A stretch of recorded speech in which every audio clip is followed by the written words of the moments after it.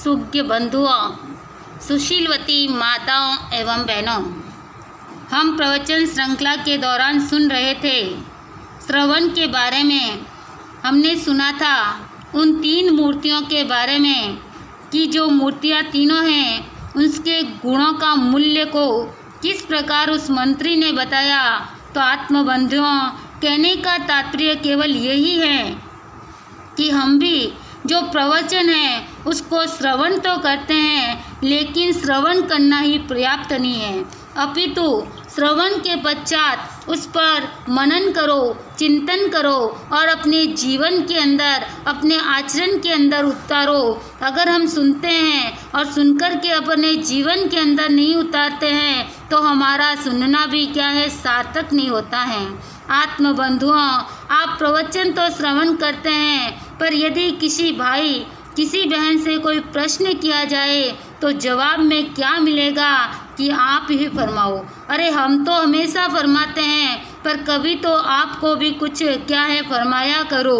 बात यह है कि अंतर में जिज्ञासा नहीं जगी, अभी वह रंग नहीं लगा कि ज्ञान क्या है अंतर के अंदर उतारा जाए। आत्मबंधुओं, कहा भी है किरण ने सुनाऊं गुरु ज्ञान, उठ उठ भागे रे। किरण ने सुनाऊं गुरु ज्ञान, उठ उठ भागे रे। यारो हीर दो बड़ो रे कठोर, रंग नहीं लागे रे।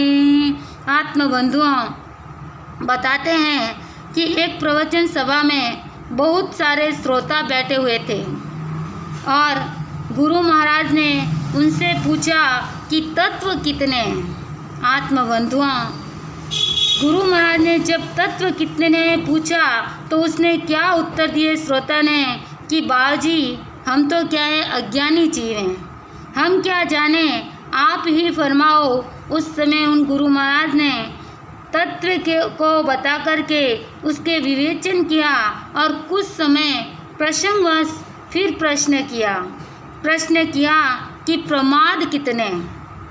देखिए बंधुओं, फिर उस सभा के अंदर जब ये पूछा गया तो उन श्रोता ने फिर वही उत्तर दिया कि कुछ और प्रश्न किए, फिर संत महाराज पर उत्तर तो वही मिलना था। कहते हैं कि हम तो क्या है अज्ञानी हैं, हम क्या जाने, आप ही फरमाओ। आत्मबंधुओं, वास्तविकता यह है कि हम सुनते तो हैं, लेकिन सुनने के बाद, श्रवण करने के बाद हम अपने जीवन के अंदर नहीं उतारते हैं। हम प्रवचन सभा में बैठे हैं, फिर भी हमारा जो है वो मन क्या है इधर उधर भटकता है। अब उन महाराज के मन में विचार किया कि ये कैसा श्रोता जो प्रत्येक प्रश्न पर अपने को अज्ञानी बताकर प्रश्न का उत्तर टाल देता है। आत्मबंधुओं, क्या ये उनकी आदत बन गई या उनके अंदर ज्ञान की इतनी कमी थी? वस्तुतः ये जानते ही नहीं थे। आखिर महाराज ने उनकी उस निंदा को उड़ाने का विचार किया और प्रवचन के मध्य में फिर एक प्रश्न किया, क्यों श्रावक जी, आपके पिता का नाम क्या है? श्रावक जी तो निंद्रा और तंद्रा में थे, प्रश्न को सुना ही नहीं और उसी तंद्रा के अंदर उत्तर दोहराया कि मैं तो अज्ञानी हूँ बाबूजी, मैं क्या जानूँ, आप ही फरमाइए। तब बंधुओं देखिए, प्रवचन सभा में बैठा है, निंद्रा में इतना लीन है कि उससे पूछा गया पिता का नाम, फिर भी वो नहीं बता सके।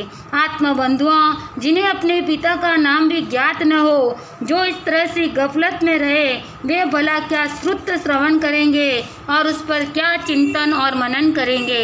बंधुओं, हम जो भी सुनते हैं, सुनने के बाद हम उस पर चिंतन करें, मनन करें और आचरण के अंदर डालें तो हमारा सुनना सार्थक होगा। इन्हीं शब्दों के साथ ओम शांति, ओम शांति।